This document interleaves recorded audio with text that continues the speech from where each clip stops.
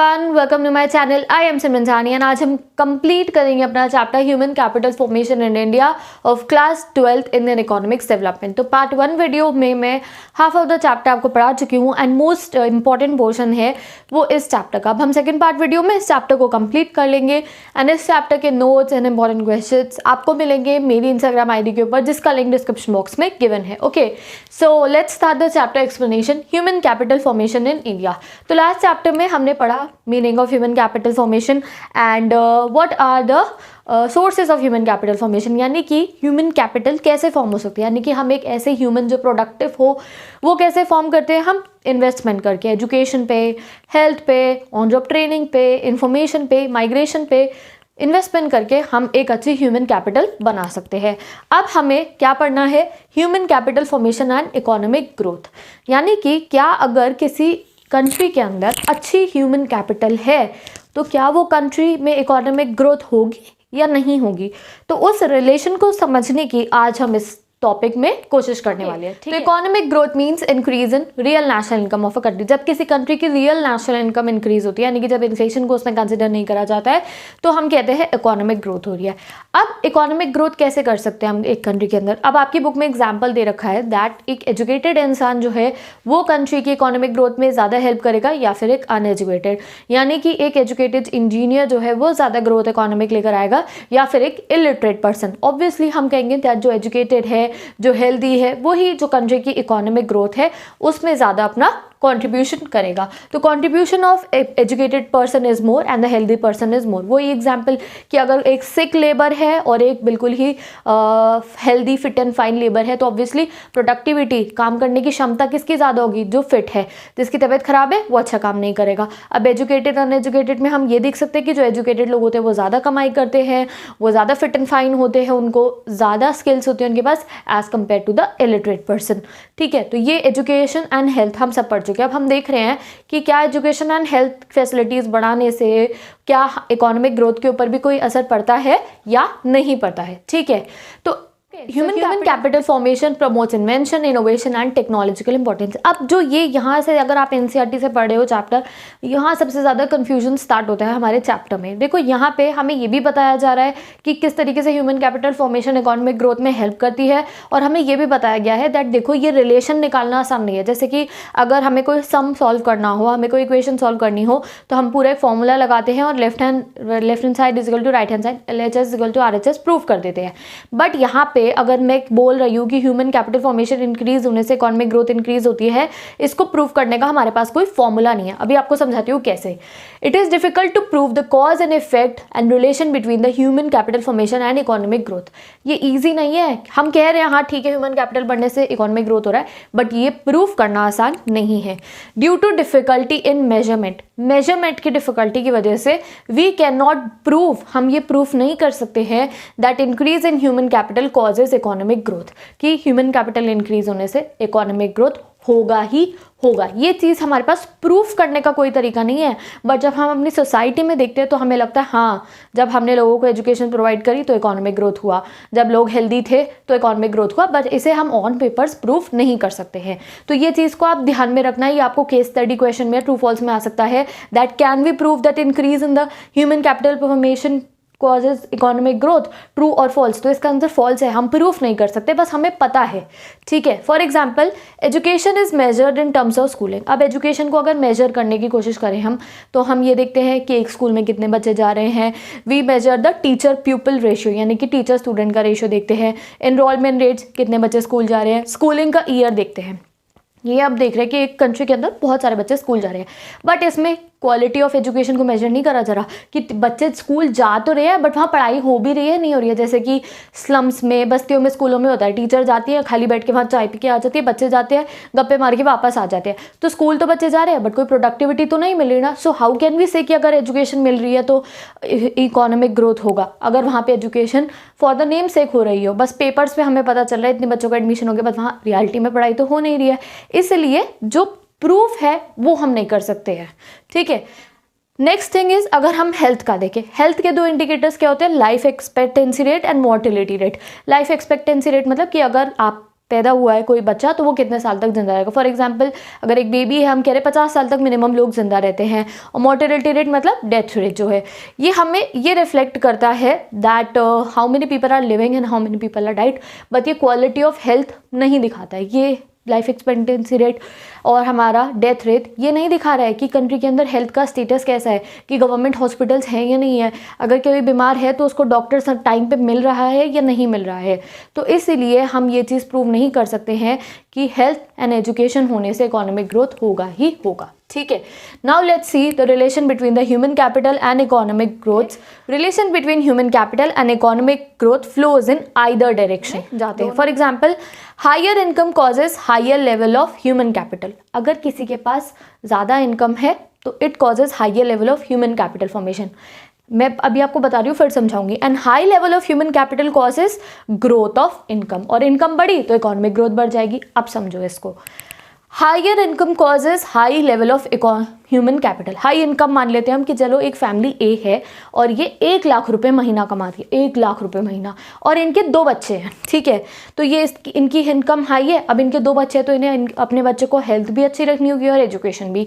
इन्होंने अपने दोनों बच्चों को पढ़ाई लिखाई करवाई, ह्यूमन कैपिटल फॉर्म हो गई। हाई इनकम थी तो ह्यूमन कैपिटल फॉर्म हो गई। एज अ रिजल्ट क्या होगा, high level of human capital. अब वो बच्चे अच्छे स्कूल से अच्छे कॉलेज से पढ़े होंगे तो उनकी अच्छी जॉब्स लगेगी and they will generate good income, और वो गुड इनकम भी जनरेट करेंगे तो फिर at the end economic growth तो होगा ही ना।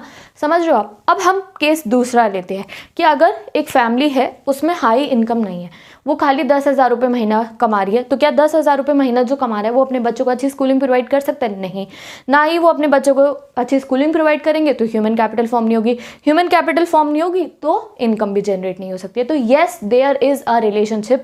अगर हम दूसरे पॉइंट ऑफ व्यू से देखते हैं तो कि higher income causes high level of human capital. अगर किसी के पास इनकम है तभी तो वो एजुकेशन में इन्वेस्टमेंट करेगा। ये ही सारा कंफ्यूजन पोर्शन है इस चैप्टर का, तभी बार बार समझा रही हूँ बोल बोल के। किसी के पास हाई लेवल इनकम है तो वो पैसा लगाएगा एजुकेशन में और हेल्थ में। ठीक है, जब पैसा लग गया हेल्थ के अंदर, एजुकेशन के अंदर, डॉक्टर बना, इंजीनियर बना, बिजनेसमैन बना, तो उसने इनकम जनरेट करी। ऑब्वियसली एक अच्छा पढ़ा लिखा जिसने MBBS करी है वो ज़्यादा पैसे कमाएगा, या फिर एक इंसान जो चाय वाली दुकान पे काम करे, कौन ज़्यादा? ऑब्वियसली जो MBBS वाला डॉक्टर है वो ज़्यादा पैसे कमाएगा। सोसाइटी के लिए, इकोनॉमिक ग्रोथ के लिए ज़्यादा बेटर इंसान कौन है? ऑब्वियसली जिसने MBBS करके डॉक्टर बना है। तो this is in turn a full process जिसमें हमें पता चल रहा है कि अगर हम इनकम अपनी यूज़ करेंगे ऑन एजुकेशन एंड हेल्थ तो ऑब्वियसली हमें उसका रिजल्ट मिलता है। ठीक है, तो विद दिस आपका ये पोर्शन कंप्लीट हो गया है। तो अगर आपको एग्जाम में रिलेशन लिखने को आएगा तो आपको ये लिखना है, relation between human capital and economic growth flows in the either direction. तो now let's study the importance of the human capital formation. यानी कि अगर एक सोसाइटी है वहाँ पर ज़्यादा एजुकेटेड हेल्दी लोग हैं तो वहाँ पे क्या क्या बेनिफिट्स होंगे। तो first thing is effective use of physical capital. Physical capital क्या होते हैं? एसेट्स, मशीनरी, वो सबको इफेक्टिव यूज़ कौन करेगा? एक human capital. For example computer की आप बात लो, एक एजुकेटेड इंसानी कंप्यूटर जो है या फिर एक ऐसी एडवांस टेक्नोलॉजीज़ है उनको ज़्यादा अच्छे से ऑपरेट कौन कर पाएगा? ऑब्वियसली जो एजुकेटेड होगा। Next thing is higher productivity and production. Productivity and production दोनों इंक्रीज होती है जब हमारी कंट्री के अंदर एजुकेटेड एंड हेल्दी लोग होते हैं। फॉर एग्जाम्पल हमने लेबर का एग्जाम्पल लिया, यानी कि एक हेल्दी लेबर है और एक है पुअर हेल्थ वाला लेबर, यानी कि एक की तबीयत खराब है तो कौन ज़्यादा अच्छा काम करेगा? ऑब्वियसली जिसकी तबीयत बिल्कुल ठीक है। तो प्रोडक्टिविटी भी हाई होती है एंड प्रोडक्शन भी ज़्यादा होता है। फॉर एग्जांपल अच्छे ब्रेन, अच्छे माइंड वाले, अच्छे समझदार लोग जब हमारे सोसाइटी के अंदर होंगे तो वो नए नए इनोवेशंस करने की कोशिश करेंगे। जो प्रोडक्शन प्रोसेस है कंट्री का उसमें अपना आप कह सकते हो उसमें अपना जो योगदान कहते हैं हिंदी में वो देंगे। ठीक है, next thing is invention, innovation and technological importance. इसमें देखो ये है नई नई टेक्नोलॉजीज आजकल डेवलप हो रही है। There are so many language, Python हो गई आपकी, ये वो लैंग्वेजेस हैं। कोडिंग का आजकल बहुत फैशन आ गया है हमारे यहाँ, हर बच्चा कोडिंग सीख रहा है, नई नई टेक्नोलॉजीज़ को अडेप्ट करने की कोशिश कर रहे हैं एंड नए नए ऐप्स हमारे बन रहे हैं जिसने आप पेंडेमिक जैसी सिचुएशन में फिर भी जो हमारे एजुकेशन सिस्टम में पूरा ऑनलाइन हो गया। तो because of the technology only we are able to adapted. हम एजुकेटेड है तभी हम इन सब चीज़ों को अडेप्ट कर पा रहे हैं एंड किसी एजुकेटेड इंसान ने ही लैपटॉप, फ़ोन एंड ऐसी टेक्नोलॉजीज़ को बनाया था। ठीक है, तो इन्वेंशन करने के लिए भी ह्यूमन कैपिटल की ज़रूरत है, नई नई इनोवेशंस करने के लिए भी ह्यूमन कैपिटल की ज़रूरत है और उन टेक्नोलॉजी को अडेप्ट करने के लिए भी ह्यूमन कैपिटल की ज़रूरत है। अभी अगर आप बात करो अबाउट दीज टेक्नोलॉजिकल थिंग्स, नई जो आपके नई टेक्नोलॉजीज़ आ रही हैं, ऑब्वियसली उसको अडेप्ट एक एजुकेटेड इंसान ज़्यादा अच्छे से कर सकता है as compare to the illiterate one. Next thing is modernisation of attitude, जो फोर्थ पॉइंट है, आपको विजिबल नहीं होगा शायद। जैसे जैसे लोग एजुकेटेड होते रहते हैं ना, उनका एटीट्यूड चेंज होता रहता है। आप कभी गाँव में जाओ, इनफैक्ट वहाँ पर ये सोच होती है कि जो लड़की स्कूल जा रही है उसकी शादी भी नहीं होती है, अभी हमने रिसेंटली ऐसा देखा है। या फिर कोई सोच होती है कि जो लड़कियां हैं उन्हें आगे नहीं पढ़ाया जाएगा कॉलेजेस में, फिर शादी नहीं होती है। एंड डिफरेंट ऑर्थोडॉक्स सिस्टम में इंडिया में तो हमें पता है कि ऐसी सोच होती है। तो जैसे जैसे एजुकेटेड इंसान होने लगता है तो एटीट्यूड जो है वो मॉडर्न होने लगता है। Next thing is increase of life expectancy. Increase of life expectancy मतलब ज़्यादा समय तक जिंदा रहते हैं। क्यों? बिकॉज ह्यूमन कैपिटल फॉर्मेशन में हम हेल्थ के ऊपर भी खर्चा करते हैं, और जब किसी की हेल्थ के ऊपर खर्चा होगा, वो अच्छी बैलेंस डाइट लेगा, अगर उस बीमार है तो अपना ट्रीटमेंट कराएगा, वैक्सीनेटेड होगा, तो ऑब्वियसली लाइफ एक्सपेक्टेंसी भी इंक्रीज होगी। Next thing is improve quality of life. जो क्वालिटी ऑफ लाइफ है वो भी इम्प्रूव होगी when the person is in earning, अच्छी इनकम है, बेटर चॉइसेस है लाइफ के अंदर, एंड हेल्थ भी अच्छी है, तो obviously productivity of life and the quality of life will be improved. And the last thing is control of population. We all no, हमने देखा है दैट जैसे आजकल की न्यूक्लियर फैमिलीज देखो, जितने एजुकेटेड लोग होते हैं, इंजीनियर्स है, डॉक्टर्स है, जो बड़ी बड़ी एमएनसीज में काम कर रहे हैं, उनके 1 से 2 बच्चे ही होते हैं। अगर हम रूरल एरियाज में जाए, गाँव के अंदर 5-5, 6-6, 7-7 बच्चे, तो ऑब्वियसली जितने लोग एजुकेटेड होते हैं उतना जो उनका बर्थ कंट्रोल है वो होना भी स्टार्ट हो जाता है। तो अगर हम एजुकेशन प्रमोट करेंगे तो पॉपुलेशन लेवल पे भी उसका बहुत इफेक्ट पड़ेगा। तो these are the positive effects of human capital formation. ठीक है, now let's see the problems of human capital formation. बहुत अच्छा है कंट्री के अंदर ह्यूमन कैपिटल होनी चाहिए, बट क्या प्रॉब्लम्स है जो हम ज़्यादा ह्यूमन कैपिटल जो है वो जनरेट नहीं कर पा रहे। तो the first point is insufficient resources. Resources कम है। ये डायरेक्ट 6 मार्क के क्वेश्चन में यही क्वेश्चन आते हैं आपके इस चैप्टर में से। बेसिक कोर एरिया यही है इस चैप्टर का। तो फर्स्ट थिंग क्या है? Less infrastructure.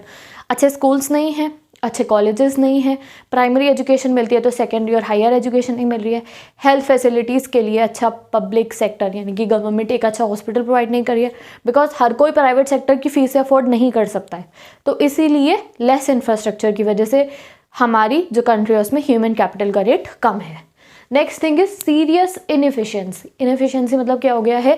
Under employment is there. अगर कोई अच्छी खासी डिग्री लेके डॉक्टर इंजीनियर बन भी जाता है तो एम्प्लॉयमेंट अपॉर्चुनिटी नहीं होती। सेकेंडली कई बार ऐसा होता है, आप देख सकते हो, इनएफिशिएंट हमारी जो एजुकेशन सिस्टम है वो इनएफिशिएंट होता है कहीं जगहों पे, यानी कि स्कूल्स हैं खुले हुए बट वहाँ पढ़ाई नहीं हो रही है, कॉलेजेस है बच्चे जाते हैं एंड वहाँ पे तरीके से पढ़ाई नहीं करते, उनका ध्यान अपनी पढ़ाई पे नहीं होता, rather than they are just party कर रहे हैं, घूम रहे हैं, फिर रहे हैं, मज़े कर रहे हैं अपनी लाइफ के अंदर, पढ़ाई लिखाई कुछ नहीं करते। And then when they have a degree they are searching for job, but उनके पास एक्सपीरियंस नहीं होता है, जो उन्होंने पढ़ाई करी है उन्हें कुछ पता नहीं होता उसके बारे में, देन उनकी जॉब नहीं लगती है या फिर एम्प्लॉयमेंट होती ही नहीं है कंट्री के अंदर। तो दीज आर एक ये होती है कि इंसान की खुद गलती है कि वो कॉलेज में स्कूल लाइफ में अच्छे से नहीं पढ़ाई कर रहे हैं, वो they are not serious about their study, तो वो भी इनएफिशिएंट है, पैसा बर्बाद करना है कॉलेजेस की और स्कूल की स्टडी के ऊपर। Second thing was that employment होती ही नहीं है, देयरफॉर दे आर अनएम्प्लॉयड। कई बार इंजीनियर जो है वो भी कॉल सेंटर्स में जाके जॉब करते हैं because there is no employment. Next thing is brain drain. Brain drain क्या होता है? देखो, 2 तरीके हो सकते हैं इस चीज़ के। फर्स्ट ब्रेन ड्रेन मीनिंग क्या है यहाँ पे? Migration of doctors, engineers and lawyers. कई बार ऐसा होता है हमारी कंट्री के अंदर ज़्यादा रिस्पेक्ट नहीं मिलती है एंड ज़्यादा पैसे नहीं मिलते हैं, इसलिए काफ़ी सारे एजुकेटेड लोग अमेरिका में, ब्रिटेन में बड़ी बड़ी कंपनीज में चले जाते हैं। डॉक्टर्स जो है बाहर जाकर जॉब करते हैं, वहाँ पर उन्हें ज़्यादा पैसा भी मिलता है, क्वालिटी ऑफ लाइफ भी मिलती है, एक अच्छा सराउंडिंग मिलता है, तो वो इंडिया से बाहर चले जाते हैं। और इससे क्या होता है? Brain drain. ब्रेन मतलब हमारा एक अच्छा खासा एजुकेटेड और एक अच्छा ब्रेन जो है वो ड्रेन हो गया इंडिया में से, यानी कि वो इंडिया से बाहर चला गया है। तो this is the loss of human capital. Okay, एक बहुत अच्छा ह्यूमन कैपिटल, एक बहुत अच्छा डॉक्टर, इंजीनियर जो है हमने खो दिया है, तो उसको कहते हैं ब्रेन ड्रेन। जैसे कि अगर आप देखो तो बड़ी बड़ी कंपनीज है, उनके सीईओ हमेशा इंडियन ही होते हैं, कि न्यू नेम अ कंपनी जिसके सीईओ इंडियन है। तो और काफ़ी सारे, अगर हम बाहर देखें अमेरिका में, अगर आप बाहर जाके देखो तो वहाँ लिखा होता है ये काफ़ी सारे इंडियंस जॉब कर रहे हैं। तो कहाँ से गए वो इंडियंस? ब्रेन ड्रेन होकर इंडिया से ही तो गए हैं। तो this is the thing. Next thing is high growth of population. आप देखो, ग्रोथ ऑफ पॉपुलेशन हमेशा ही हर एक चीज़ का हर्डल बनी रहती है हमारी इंडिया की इकोनॉमी में। पॉपुलेशन हर एक चीज़ का आप कह सकते हो कांटा बन के रहती है हमारी इकोनॉमिक डेवलपमेंट के अंदर। ज़्यादा ग्रोथ ऑफ पॉपुलेशन होती है तो there is demand of more and more things, यानी कि एजुकेशन फैसिलिटीज़ की भी ज़्यादा स्कूल चाहिए होंगे, ज़्यादा हेल्थ केयर फैसिलिटीज़ चाहिए होंगी, एंड फिर ज़्यादा से ज़्यादा एम्प्लॉयमेंट अपॉर्चुनिटीज़ की ज़रूरत है। There is a great tussle because of the population. अगर पॉपुलेशन कम होगी तो एम्प्लॉयमेंट अपॉर्चुनिटीज़ को हम फुलफिल कर सकते हैं। Point is weak science and technology. हमारी जो ह्यूमन कैपिटल है वो अभी भी बहुत ज़्यादा better science and new technological innovations नहीं कर पा रही है। Next thing is several imbalances and lack of proper planning. Lack of proper planning में आता है दैट बेसिकली बहुत ज़्यादा एक्सपेंडिचर कर दिया जाता है on higher education and primary and secondary education की तरफ ध्यान नहीं दिया जा रहा है। There is not a proper planning in our country, यानी कि हर एक को अच्छी एजुकेशन प्रोवाइड नहीं हो रही है। कैसा प्लानिंग बेस होना चाहिए दैट जो कंट्री है वहाँ पे इंफ्रास्ट्रक्चर प्रोवाइड करा जाए, गवर्नमेंट स्कूल्स होने चाहिए, गवर्नमेंट हॉस्पिटल्स होने चाहिए, जिससे जो प्राइमरी एजुकेशन है वो सबको मिले, फिर सेकेंडरी मिले, then towards the higher educations. Okay, next and 6th and 7th point are lack of proper planning and the imbalances that are there in the society. तो यहाँ हमारी problems of human capital formation हो गया। अब हम पढ़ेंगे human capital versus human development. तो देखो human capital formation, human development, ये आपको डिफरेंस की तरह आ सकता है एग्जाम के अंदर लिखने को। तो लेट्स सी ये क्या है। तो human capital consider education and health as a means of increase in labour productivity. अब ह्यूमन कैपिटल में हम बार बार कह रहे हैं एजुकेशन दो हेल्थ दो, एजुकेशन दो हेल्थ दो। क्या काम है यहाँ पे एजुकेशन और हेल्थ का? बस और बस प्रोडक्टिविटी को इंक्रीज करना, यानी कि ज़्यादा पैसे कमा के दे और ज़्यादा प्रोडक्टिविटी आए हमारे पास। यही काम है एजुकेशन एंड हेल्थ का in human capital formation. But अगर हम ह्यूमन डेवलपमेंट की बात करें तो यहाँ पे प्रोडक्टिविटी का कोई सिर नहीं है, यहाँ पे वेलबींग ऑफ इंडिविजुअल के लिए यहाँ पर education and health is integral to the human wellbeing, यानी कि ये है ह्यूमन डेवलपमेंट में प्रोडक्टिविटी, पैसा और इन सब चीज़ों को नहीं कंसिडर करा जाता है। ह्यूमन डेवलपमेंट में ये कहते हैं कि इंसान एजुकेटेड हो सो दैट वो अपनी लाइफ में गुड चॉइसेस कर सके एंड वो अच्छा फील कर सकते हैं अंदर से। He should be confident, she should be confident, या फिर वो हेल्दी हो सो दैट वो हेल्दी लाइफ जी सके। यहाँ पे लेबर बनने का, टीचर, डॉक्टर, इंजीनियर बनने का कोई सीन नहीं है। सोसाइटी में प्रोडक्टिविटी लाने का कोई सीन नहीं है। बस इंडिविजुअल लेवल पे ह्यूमन डेवलपमेंट में सब कुछ होना चाहिए। एजुकेशन होनी चाहिए, हेल्थ केयर फैसिलिटीज़ होनी चाहिए, हाउसिंग अच्छी होनी चाहिए। ह्यूमन डेवलपमेंट में ये आता है। बट अगर हम ह्यूमन कैपिटल फॉर्मेशन की बात करते हैं तो वहाँ पे सिर्फ और सिर्फ प्रोडक्टिविटी के लिए पैसा लगाया जा रहा है एजुकेशन पे, और हेल्थ पे भी पैसा इसलिए लगाया जा रहा है सो दैट आपको एट दी एंड में प्रोडक्टिविटी मिले। Human capital treats human being as a means to increase production. वही ह्यूमन कैपिटल क्या है, हम ह्यूमन बींग पैसा लगा रहे हैं प्रोडक्शन इंक्रीज करने के लिए। While according to human development human beings are end in themselves. But human development में क्या है that human beings are end in themselves. Human beings है तो सब कुछ, अगर ह्यूमन ही नहीं होगा तो क्या करेंगे हम? Productivity. Human capital and human development दोनों का ही जो डिफरेंस है वो मैंने डिस्क्रिप्शन बॉक्स में पेस्ट कर दिया है। ज़्यादा कुछ पॉइंट्स नहीं है, you can just read it.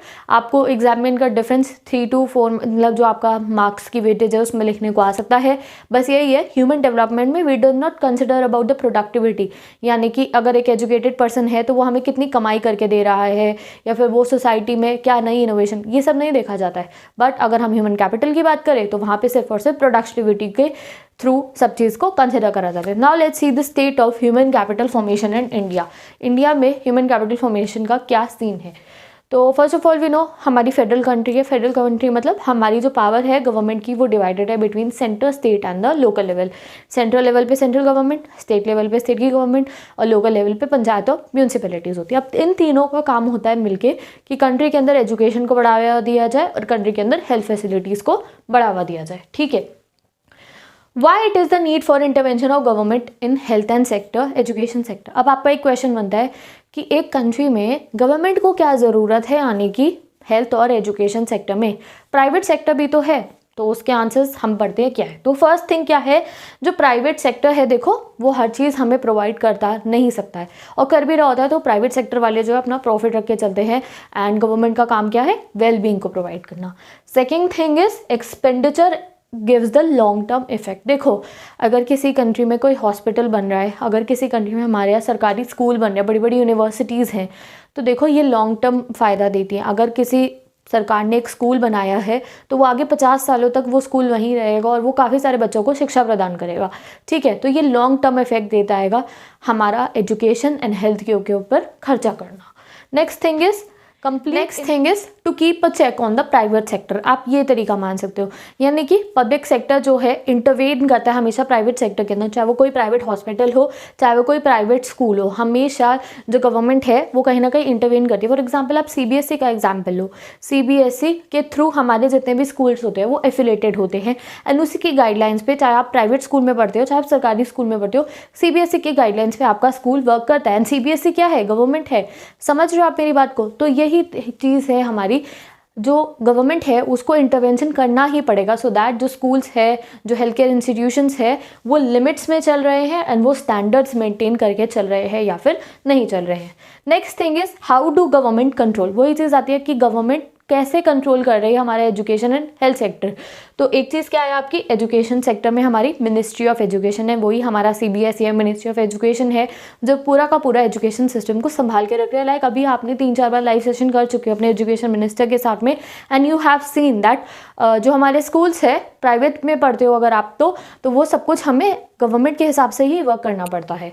Next thing is there is NCERT, UGC, AICTE, इनकी फुल फॉर्म्स आपको याद करनी है। एग्जाम में क्वेश्चन आ सकता है how do government control the education sector. तो we have ministry of education, we have education sector, we have NCERT, UGC and AICTE।